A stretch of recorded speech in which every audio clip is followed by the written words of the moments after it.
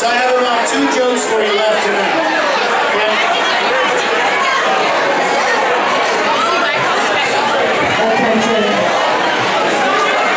So last year after the show, this woman came running up to me and she said, "You're going to make it big." I just realized I think she was talking about money. I went out after the show and I bought this Mr. Big Cream. You hear about this stuff? You rub it on your dick and your dick gets bigger? But my hands were getting bigger too, so I had to start using it. So the holidays are over. What was the big gift this year? Can you hear? Hey, why don't we do this? Everybody turn around to the person behind you and tell them to quiet down a little bit.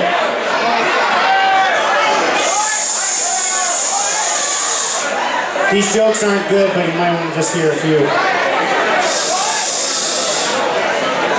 So the big gift this year was the iPhone 6, you know, the Plus. Apple's got this thing going on cruise control, I'll tell you. If you want the iPhone 6, it's $599. If you want to upgrade your phone, it's $199. If you don't even want the phone, they still charge you $99.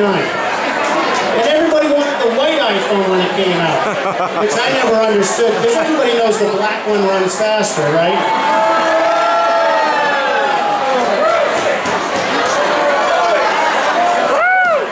And the kids nowadays are on these phones early, right? We always said, we weren't going to get my daughter a cell phone until she was 40. You know, we figured we'd buy her wedding gift about 40 years old. They're getting them so early. I sat next to a girl on an airplane. She was 8 years old. She had an iPhone, an iPad, a MacBook. I mean, I remember when we used to get new crayons and we were excited, you know? We live in a time where if a kid loses a cell phone, it's more dramatic than if they lose their virginity. Which, if that was the case in 1985, I wouldn't have carpal tunnel or tennis elbow today.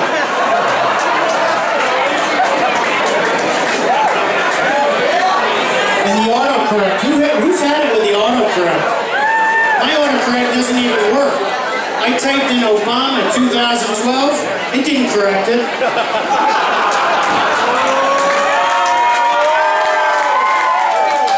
He's got this country so screwed up, people are sneaking back into Mexico. We're going to change our currency from the US dollar to the Mexican shekel. Luckily, it's been a very cold winter in Washington, D.C. this year. Obama kept his hands in his own pockets for once. Well, you kidding me? First Obama gets re-elected, then Alabama loses the college football playoff. White folks in the South haven't been this pissed since Gettysburg.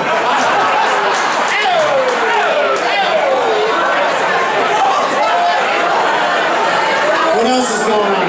In December, we celebrated my grandmother's 97th birthday. It was great. I wish she was there to enjoy it with us, but no, she's in great health, and we're so fortunate that she lives in a fantastic assisted living, you know. And that's the key to keeping these people alive, right? After a while, you get to know the people. You go there every week, and some of the ladies are really sweet, you know. They'll even offer my kids a nickel if they get a good report card. I tell my kids, that's fantastic. If they offer you a nickel for a good report card, you offer them a pack of gum. My daughter said, why? I said, they can't chew gum and you can't spend a damn nickel.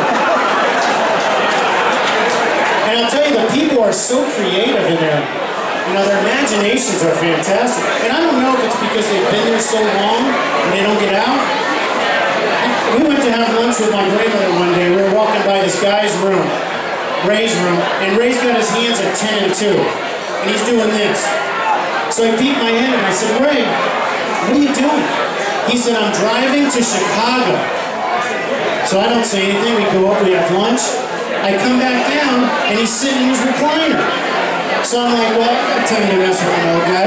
I go and I said, Ray, you told me you were driving to Chicago. He said, I did. I just got here. I'm taking a break. I turn across the hallway. I see Andy in his room, and he's going like this. I said, Andy, what are you doing? He said, I'm having sex with Ray's wife. He's in Chicago.